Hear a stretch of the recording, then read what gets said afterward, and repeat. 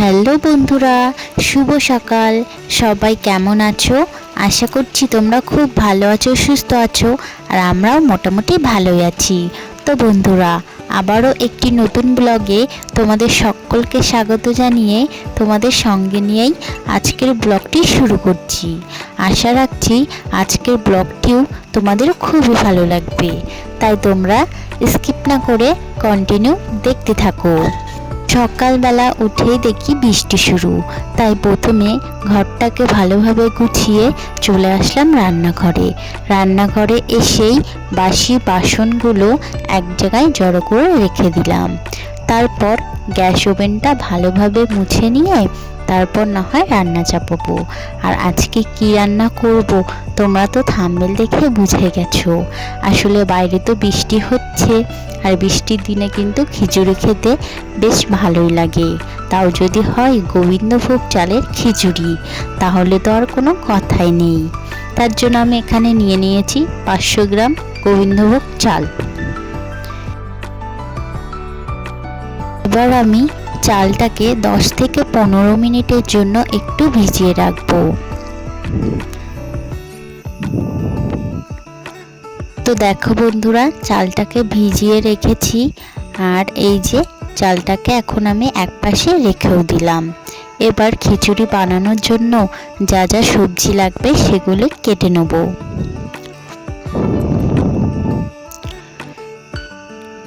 খিচুড়ির মধ্যে যদি একটু কুমড়ো, একটু নারকেল দেওয়া যায় তাহলে কিন্তু খুবই জমে।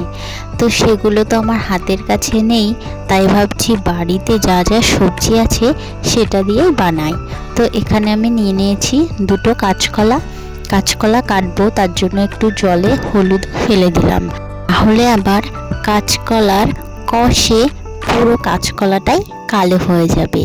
তাই একটু হলুদ দিয়ে কাটলে সেটা কিন্তু আর হয় না, তার জন্য এই যে হলুদটা আমি একটু জলে গুলিয়ে নিয়েছি। দেখো বন্ধুরা, কাঁচকলা কেটে নেওয়ার পর আমি কয়েকটা বেগুন ছিল, বেগুনগুলো কেটে নিয়েছি। এবার আমি আলুটাও ছোট ছোট করে ভালো করে কেটে নেব।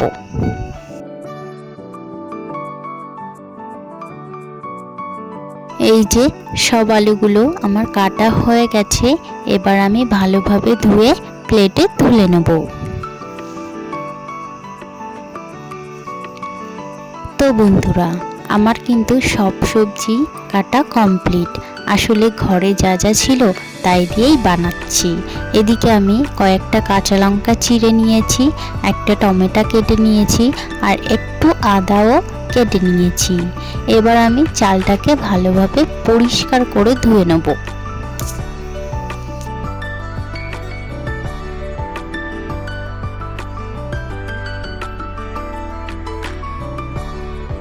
তো এই দেখো বন্ধুরা, চালটা কিন্তু আমি ভালোভাবে পরিষ্কার করে ধুয়ে নিয়েছি। এবার আমি গ্যাসটা ধরিয়ে প্রথমে মুগের ডালটা ভালোভাবে ভেজে নেব। এতে কিন্তু খিচুড়ির স্বাদটা দ্বিগুণ বেড়ে যাবে। অনেকেই আছে যে মুগের ডালটা এভাবে না ভেজে ধুয়ে একেবারে চালের সঙ্গে দিয়ে দেয়, কিন্তু আমি যেভাবে বানাচ্ছি তোমরাও যদি এমনভাবে ট্রাই করো তাহলে তোমরা নিজেরাই বুঝতে পারবে খিচুড়িটা কতটা সুন্দর খেতে হয়, স্বাদ পুরো দ্বিগুণ হয়ে যায়। এই যে এদিকে আমি খিচুড়ির হাঁড়িটাও বসিয়ে দিলাম, আর এক পাশে সবজিগুলো কেটে রেখেছিলাম সেগুলোই একটু ভাজা করে নেব। তার জন্য গ্যাসটা ধরিয়ে এই যে কড়াইটা বসিয়ে পরিমাণ মতন তেল দিয়ে সব সবজিগুলো আমি একটু হালকা করেই ভেজে নেব।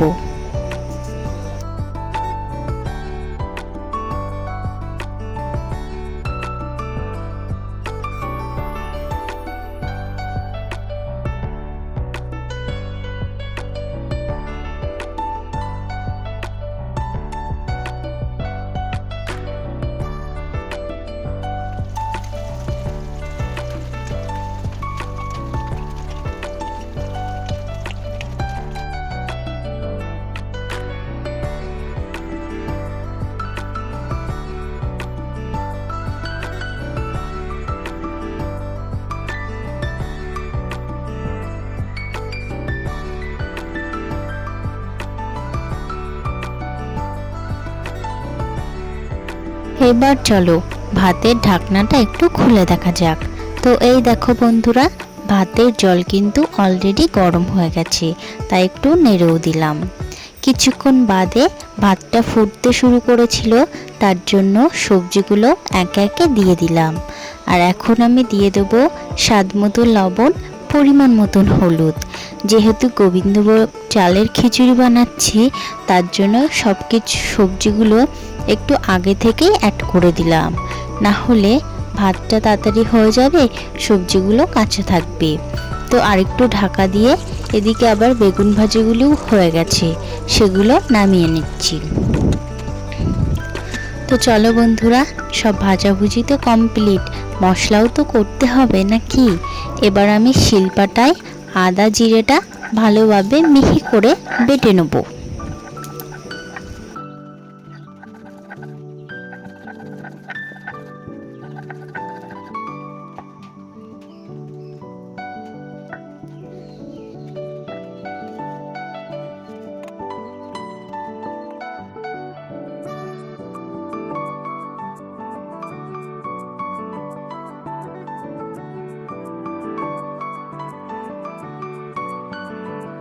আমি একই সঙ্গে কয়েকটা কাঁচা লঙ্কাও বেটে নেব। যেহেতু খিচুড়িতে আমি কিন্তু কোনো শুকনো লঙ্কার গুঁড়ো ইউজ করছি না, পুরোটাই কাঁচা লঙ্কা দিয়ে বানাচ্ছি, তাই কয়েকটি কাঁচা লঙ্কাও একই সঙ্গে বেটে নিলাম। এদিকে দেখো খিচুড়ির অবস্থা একদম ফুলে ফেপে সব উঠে গেছে ওপরে। তো এখানে আমি ফোড়নটা দিয়ে নিচ্ছি, কয়েকটা শুকনো লঙ্কা, তেজপাতা আর জিরে, সামান্য কিছুই দিয়েই আমি খিচুড়িটা বানাচ্ছি। আশা করছি এতেই দুর্দান্ত টেস্ট হবে। তো আদা বাটা, জিরে বাটা দিয়ে টমেটোটা কাটা ছিল সেটাও অ্যাড করে দিয়ে ভালো করে ভেজে নেব।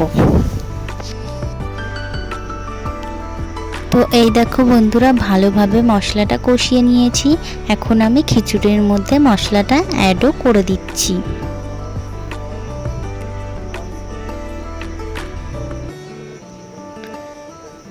আর দিয়ে দিচ্ছি আমার হাতের স্পেশাল গুঁড়ো মশলা। এবার ভালোভাবে খিচুড়িটা মিশিয়ে নেব। একটু লবণ চিনিও অ্যাড মানে দেখে নেব সব কিছু ঠিকঠাক আছে কিনা, যদি কিছু কম পড়ে তাহলে এখনই অ্যাড করে দেব। তো বন্ধুরা, আমার খিচুড়ি রান্না করা অলমোস্ট কমপ্লিট। এখন আমি লাস্টে ঘি, গরম মশলা দিয়ে খিচুড়িটি সার্ভ করব। আর একটা পাত্রে একটু খিচুড়ি নামিয়ে তোমাদের দেখাচ্ছি। তো এই দেখো বন্ধুরা, থিকনেসটাও মোটামুটি পারফেক্ট। তো বন্ধুরা, তোমাদের ভিডিওটি কেমন লাগলো অবশ্যই কমেন্টে জানিও। আর যদি ভালো লেগে যায় তাহলে আমার চ্যানেলটিকে সাবস্ক্রাইব করে আমার পাশে থাকার অনুরোধ রইল। তো আজকের ভিডিওটা এখানেই শেষ করছি, দেখা হবে নেক্সট